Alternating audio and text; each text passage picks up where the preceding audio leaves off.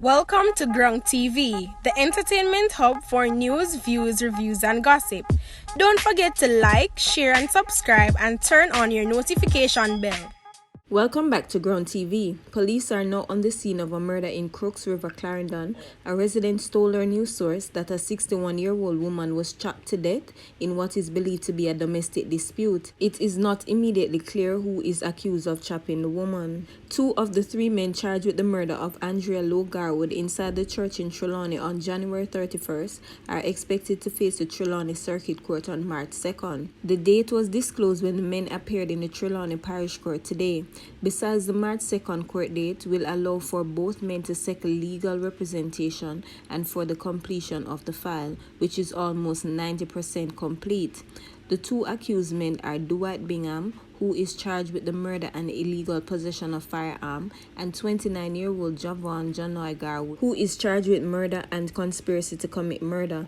Garwood is the victim's stepson. When the matter was called up in court today, the prosecution, led by Claudette Thompson, Deputy Director from the Office of Director of Public Prosecutions, and aided by the Clerk of Court, Stephen Williams, told our parish court judge Stanley Clark that the intention is to enter a voluntary bail which will effectively end the case in the parish court and transfer it to the Trelawney Circuit Court. The court was also told that the third accused, Leon Hines, who had appeared in the Home Circuit Court in Kingston last week Friday, is cooperating with the DPP.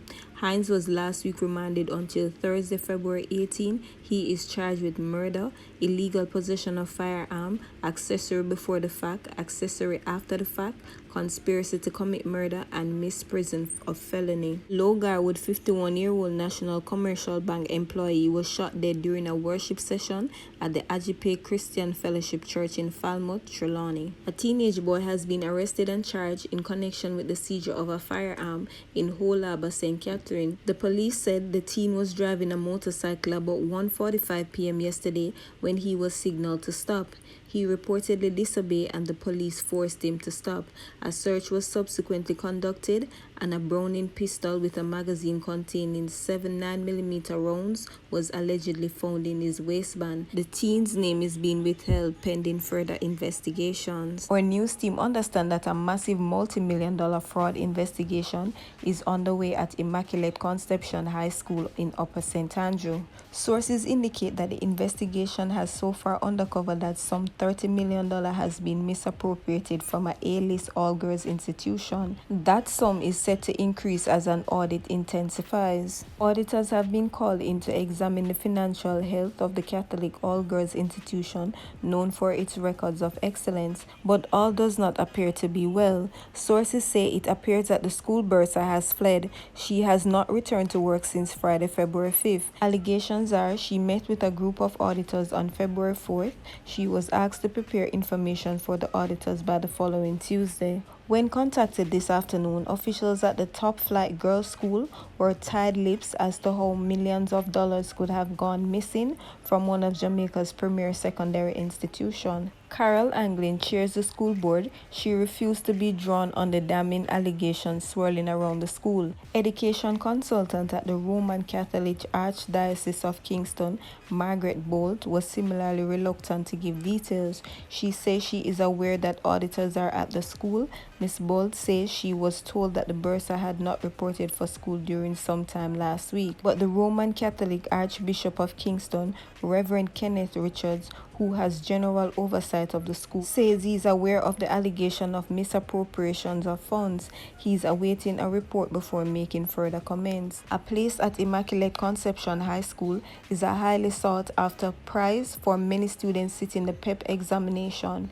The school is consistently ranked among the top 2 institutions in the island. Calls to the principal this afternoon were not answered. It is understood that the new principal, Stacey Reynolds, joined Immaculate in September of last year. The alleged fraud is said to go back several years. National Security Minister Dr. Horace Chang says a spate of murders which took place in the North St. Catherine Police Division is being fueled by gang splintering in the area.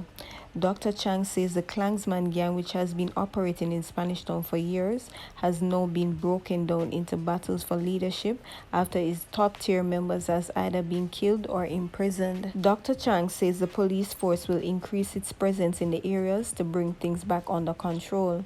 Meanwhile, Dr. Chang says communities such as those fueling the gang conflicts in St. Catherine must be given the appropriate investment to bring them out of poverty.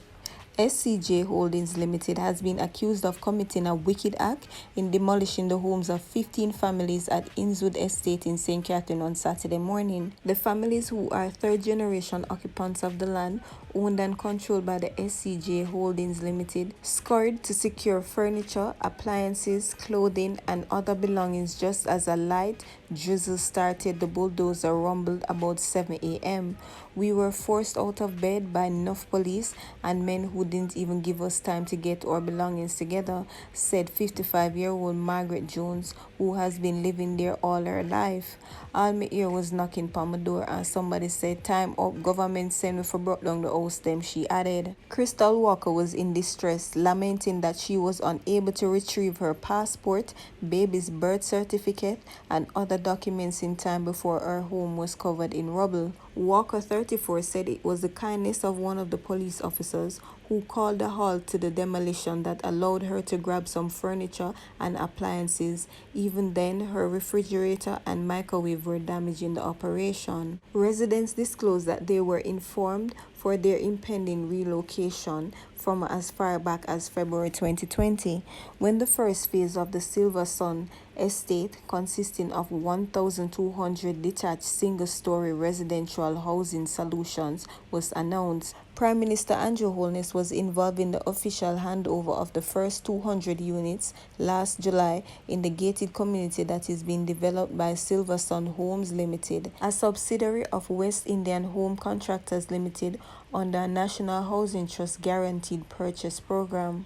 The residents said they have been in dialogue with the SCJ Holdings since the Silver Sun project started and were offered at one stage 30 houses on condition that were found 50% of the unit's cost. However, that arrangement reportedly fell through and another agreement forged with SCJ Holdings for Food for the Poor to construct houses for them on Innswood Estates land in Macook's-Pen. Jones said that they were warned last Wednesday by SCJ Holdings to move by Friday, prompting them to seek a last-minute meeting with the managing director to hold off the bulldozers.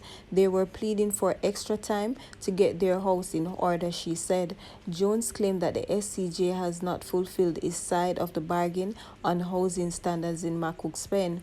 "We don't have a problem moving to where they are putting us, but we are promised that they would build the houses, put in roads, light and water," Jones said. But instead, they gave us unfinished houses, open bathroom space, no running water, and no street lights. A Manchester man who had sex with his wife's 14-year-old niece has been sentenced to a total of 33 years in prison. His name is being withheld to protect the identity of the victim. He was given the mandatory minimum of 15 years in prison for having sex with a person under 16 years old, 15 years for grievously sexual assault, and 3 years in prison at hard labor for sexual touching. The sentences, which are to be served simultaneously, were imposed by Chief Justice Brian Skies in the Manchester Circuit Court last Friday, weeks after he was found guilty of the offences. Skies, in explaining his decisions to impose the mandatory minimum sentence, pointed out that the Manchester man